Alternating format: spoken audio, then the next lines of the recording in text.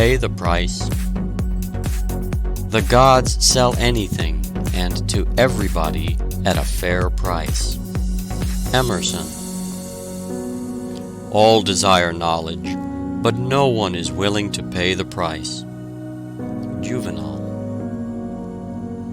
There is no royal path which leads to geometry. Euclid. There is no road to success but through a clear, strong purpose. A purpose underlies character, culture, position, attainment of whatever sort. T. Munger. Remember, you have not a sinew, whose law of strength is not action. You have not a faculty of body, mind, or soul, whose law of improvement is not energy. E.B. Hall. We have but what we make, and every good is locked by nature in a granite hand. Sheer labor must unclench. Oh, if I could thus put a dream on canvas, exclaimed an enthusiastic young artist, pointing to a most beautiful painting. Dream on canvas, growled the master. It is the 10,000 touches with the brush you must learn to put on canvas that make your dream. There is but one method of attaining excellence, said Sidney Smith, and that is hard labor. If only Milton's imagination could have conceived his visions, says Waters, his consummate industry alone could have carved the immortal lines which enshrine them. If only Newton's mind could reach out to the secrets of nature, even his genius could only do it by the homeliest toil. The works of Bacon are not Midsummer Night's Dreams, but like coral islands they have risen from the depths of truth, and formed their broad surfaces above the ocean by the minutest accretions of persevering labor. The conceptions of Michelangelo would have perished like a night's fantasy had not his industry given them permanence. Salvini contributes the following to the Century as to his habits of study before he had established himself as a past master of tragedy. I imposed upon myself a new method of study. While I was busying myself with the part of Saul, I read and reread the Bible so as to become impregnated with the appropriate sentiments, manners, and local color. When I took up Othello, I pored over the history of the Venetian Republic and that of the Moorish invasion of Spain. I studied the passions of the Moors, their art of war, their religious beliefs, nor did I overlook the romance of Giraldi Cinthio in order the better to master that sublime character. I did not concern myself about a superficial study of the words, or of some point of scenic effect, or of greater or less accentuation of certain phrases with a view to win passing applause. A vaster horizon opened out before me, an infinite sea on which my bark could navigate in security, without fear of falling in with reefs. His method was not new, but he considered it so, and gives his opinion in quotation marks. He speaks of characters with which his name is not always associated by writers on the stage, but is correct, I think, in the main. Many years ago, a little boy entered Harrow School and was put in a class beyond his years, wherein all the other boys had the advantage of previous instruction. His master used to reprove his dullness, but all his efforts could not raise him from the lowest place in the class. The boy finally procured the elementary books which the other boys had studied.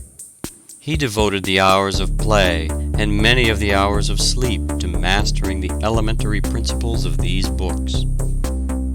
This boy was soon at the head of his class and the pride of Harrow. The statue of that boy, Sir William Jones, stands today in St. Paul's Cathedral. for he lived to be the greatest Oriental scholar of Europe.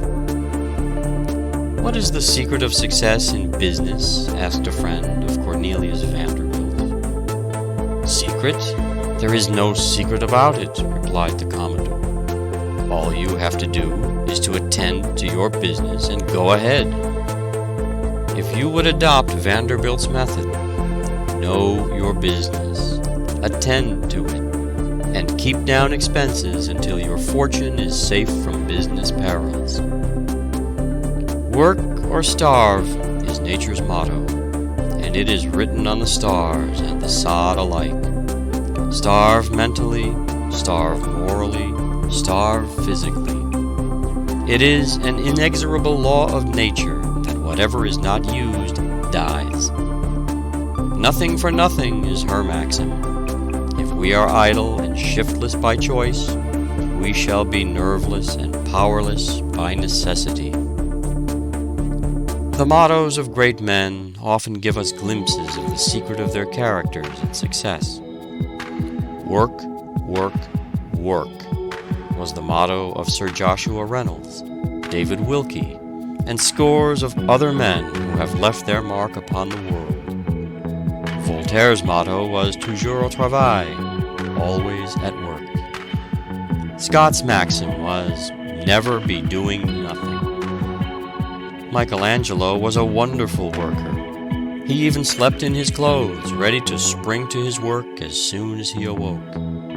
He kept a block of marble in his bedroom that he might get up in the night and work when he could not sleep.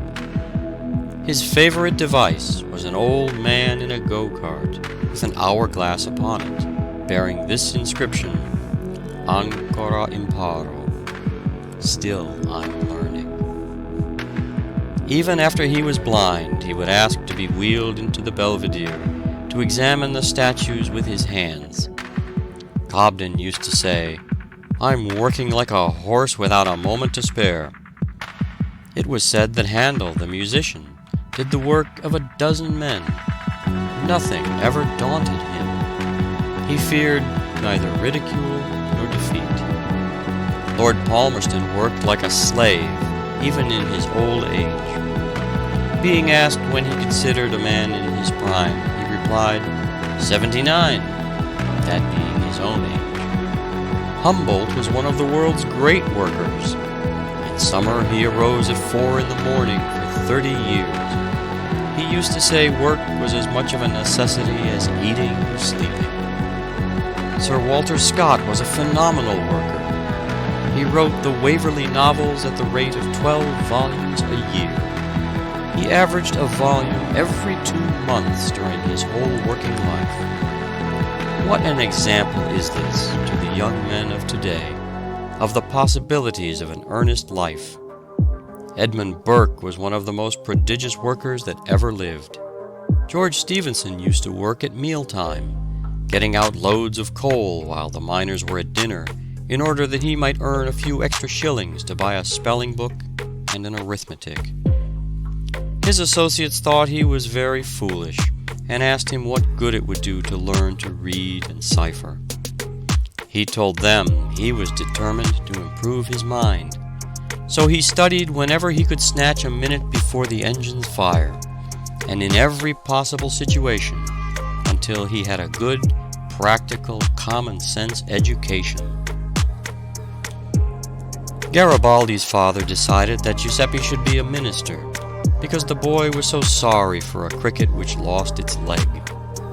Samuel Morse's father concluded that his son would preach well, because he could not keep his head above water in a dangerous attempt to catch bait in the Mystic River. President Dwight told young Morse he would never make a painter, and hinted that he would never amount to much anyway if he did not study more. Although under the teaching of West and Alston in London, he became a tolerable portrait painter, he did not find his sphere until returning from England on a sailing vessel. He heard Professor Jackson explain an electrical experiment in Paris, when the thought of the telegraph flashed into his mind, and he found no rest until he flashed over the wire the first message, "What hath God wrought?" on the experimental line between Baltimore and Washington. This was May 24, 1844. William H. Vanderbilt was by far the wealthiest man in the world. Chauncey M. Depew estimated his fortune at 200 millions. He left his 8 children 10 millions each, except Cornelius and William K., who had 65 millions each.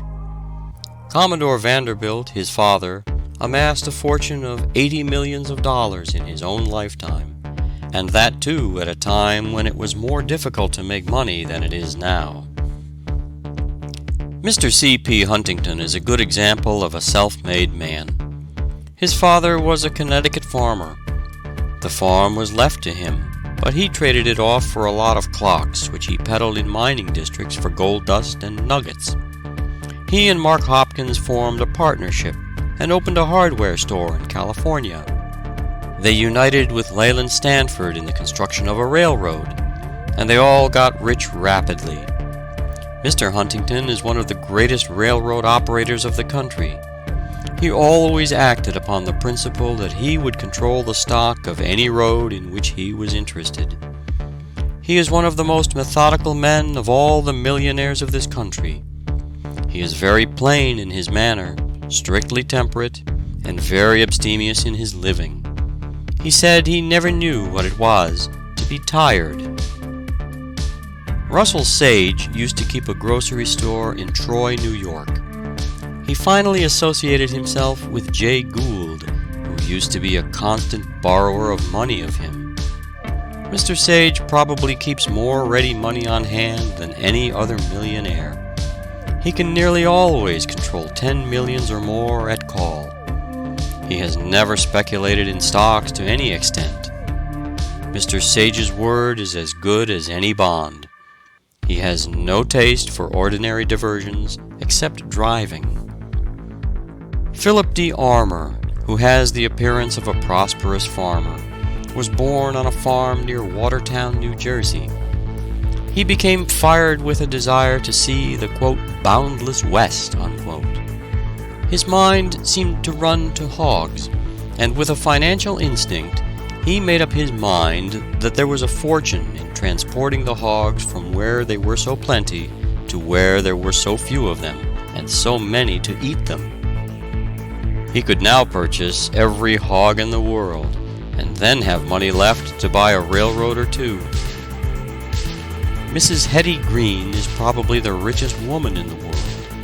Her fortune has grown from the little industry of her father in New Bedford, Massachusetts. She has raised the 9 millions left her by her father, and 9 millions left her by her aunt, to 30 millions. She is a woman of great ability and courage. She once took with her $5 millions of securities in a satchel on a streetcar to deposit with her banker on Wall Street. The probabilities are that billionaires will be as plentiful in the 20th century as millionaires are today, through hard work, self-denial, rigid economy, method, accuracy, and strict temperance, for not one of the self-made millionaires are intemperate. John D. Rockefeller never tastes intoxicating liquor. He seems as unvarying in his method and system as the laws of the universe. Jay Gould did not use wine or intoxicating liquor of any kind. Mr. Huntington does not even drink coffee, while William Waldorf Astor merely takes a sip of wine for courtesy's sake. Not one of the leading millionaires uses tobacco, and not one of them is profane. Very rich men are almost always honest in their dealings, so far as their word is concerned. William Waldorf Astor, until recently, has been considered the richest man in the world, but John D. Rockefeller surpasses him now, it is said. The whole wealth of Croesus was little more than the income of this modern Croesus for 1 year. Mr. Rockefeller controls about 80 or 90 millions of capital stock in the Standard Oil Trust. The Standard Oil Company is one of the best managed corporations in the world. 2 centuries and a quarter ago, a little tempest-tossed, weather-beaten bark, barely escaped from the jaws of the wild Atlantic, landed upon the bleakest shore of New England. From her deck disembarked 101 careworn exiles. To the casual observer, no event could seem more insignificant. The contemptuous eye of the world scarcely deigned to notice it. Yet the famous vessel that bore Caesar and his fortunes carried but an ignoble freight compared with that of the Mayflower. Though landed by a treacherous pilot upon a barren and inhospitable coast, they sought neither richer fields nor a more congenial climate, but liberty and opportunity. A lady once asked Turner the secret of his great success. "I have no secret, madam, but hard work. This is a secret that many never learn, and they don't succeed because they fail to learn it. Labor is the genius that changes the world from ugliness to beauty, and the great curse to a great blessing." See Balzac in his lonely garret, toiling, waiting amid poverty and hunger, but neither hunger, debt, poverty, nor discouragement could induce him to swerve a hair's breadth from his purpose. He could wait even while a world scoffed. "Mankind is more indebted to industry than to ingenuity," says Addison. "The gods set up their favors at a price, and industry is the purchaser." Rome was a mighty nation while industry led her people. But when her great conquests of wealth and slaves placed her citizens above work, that moment her glory began to fade, and vice and corruption, induced by idleness, doomed the proud city to an ignominious history. Even Cicero, Rome's great orator, said, "All artisans are engaged in a disgraceful occupation." And Aristotle said, "The best regulated states will not permit a mechanic to be a citizen, for it is impossible for one who lives the life of a mechanic or hired servant to practice a life of virtue. Some were born to be slaves." But fortunately there came a mightier than Rome, Cicero or Aristotle, whose magnificent life and example forever lifted the false ban from labor and redeemed it from disgrace.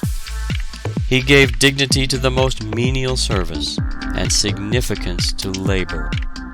Christ did not say, "Come unto me, all ye pleasure hunters, ye indolent, and ye lazy," but "Come all ye that labor and are heavy laden."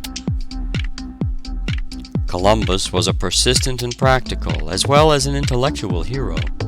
He went from one state to another, urging kings and emperors to undertake the first visiting of a world which his instructed spirit already discerned in the far-off seas.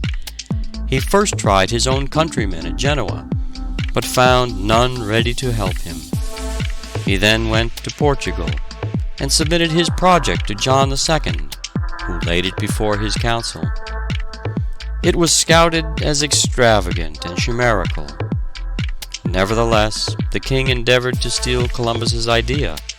A fleet was sent north in the direction indicated by the navigator, but being frustrated by storms and winds, it returned to Lisbon after 4 days' voyaging. Columbus returned to Genoa, and again renewed his propositions to the Republic, but without success. Nothing discouraged him. The finding of the New World was the irrevocable object of his life. He went to Spain, and landed at the town of Palos, in Andalusia. He went, by chance, to a convent of Franciscans, knocked at the door, and asked for a little bread and water. The prior gratefully received the stranger, entertained him, and learned from him the story of his life. He encouraged him in his hopes, and furnished him with an admission to the court of Spain, then at Cordova. King Ferdinand received him graciously, but before coming to a decision, he desired to lay the project before a council of his wisest men at Salamanca. Columbus had to reply, not only to the scientific arguments laid before him, but to citations from the Bible. The Spanish clergy declared that the theory of the Antipodes was hostile to the faith. The earth, they said, was an immense flat disk, and if there was a new earth beyond the ocean, then all men could not be descended from Adam. Columbus was considered a fool. Still bent on his idea, he wrote to the King of England, then to the King of France without effect. At last, in 1492, Columbus was introduced by Louis de Saint-Angel to Queen Isabella of Spain. The friends who accompanied him pleaded his cause with so much force and conviction that he at length persuaded the Queen to aid him. Lord Ellenborough was a great worker. He had a very hard time in getting a start at the bar, but was determined never to relax his industry until success came to him. When he was worked down to absolute exhaustion, he had this card which he kept constantly before his eyes, lest he might be tempted to relax his efforts. Quote, "Read or starve," unquote. Show me a man who has made $50,000, and I will show you in that man an equivalent of energy, attention to detail, trustworthiness, punctuality, professional knowledge, good address, common sense, and other marketable qualities. The farmer respects his savings bank book not unnaturally, for it declares with all the solemnity of a sealed and stamped document that for a certain length of time he rose at 6 o'clock each morning to oversee his labors, that he patiently waited upon seasonable weather, that he understood buying and selling. To the medical man, his fee serves as a medal to indicate that he was brave enough to face smallpox and other infectious diseases, and his self-respect is fostered thereby. The barrister's brief is marked with the price of his legal knowledge, of his eloquence, or of his brave endurance during a period of hope-deferred brieflessness. A rich man asked Howard Burnett to do a little thing for his album. Burnett complied and charged 1,000 francs. "But it took you only 5 minutes," objected the rich man. "Yes, but it took me 30 years to learn how to do it in 5 minutes." "I prepared that sermon," said a young sprig of divinity, "in half an hour, and preached it at once, and thought nothing of it." "In that," said an older minister, "your hearers are at one with you, for they also thought nothing of it." Virgil seems to have accomplished about 4 lines a week, but then they have lasted 1,800 years, and will last 1,800 more. 7 years Virgil is said to have expended in the composition of the Georgics, and they could all be printed in about 7 columns of an ordinary newspaper. Tradition reports that he was in the habit of composing a few lines in the morning and spending the rest of the day in polishing them. Campbell used to say that if a poet made 1 good line a week, he did very well indeed. But Moore thought that if a poet did his duty, he could get a line done every day. What an army of young men enters the success contest every year as raw recruits. Many of them are country youths flocking to the cities to buy success. Their young ambitions have been excited by some book, or fired by the story of some signal success, and they dream of becoming Astors or Gerards, Stewarts or Wanamakers, Vanderbilts or Goulds, Lincolns or Garfields, until their innate energy impels them to try their own fortune in the magic metropolis. But what are you willing to pay for, quote, success, unquote, as you call it, young man? Do you realize what that word means in a great city in the 19th century, where men grow gray at 30 and die of old age at 40, where the race of life has become so intense that the runners are treading on the heels of those before them, and, quote, woe to him who stops to tie his shoestring. Do you know that only 2 or 3 out of every 100 will ever win permanent success, and only because they have kept everlastingly at it, and that the rest will sooner or later fail, and many die in poverty because they have given up the struggle? There are multitudes of men who never rely wholly upon themselves and achieve independence. They are like summer vines which never grow even ligneous, but stretch out 1,000 little hands to grasp the stronger shrubs, and if they cannot reach them, they lie disheveled in the grass, hoof-trodden and beaten of every storm. It will be found that the first real movement upward will not take place until, in a spirit of resolute self-denial, indolence so natural to almost everyone is mastered. Necessity is, usually, the spur that sets the sluggish energies in motion. Poverty, therefore, is often of inestimable value as an incentive to the best endeavors of which we are capable.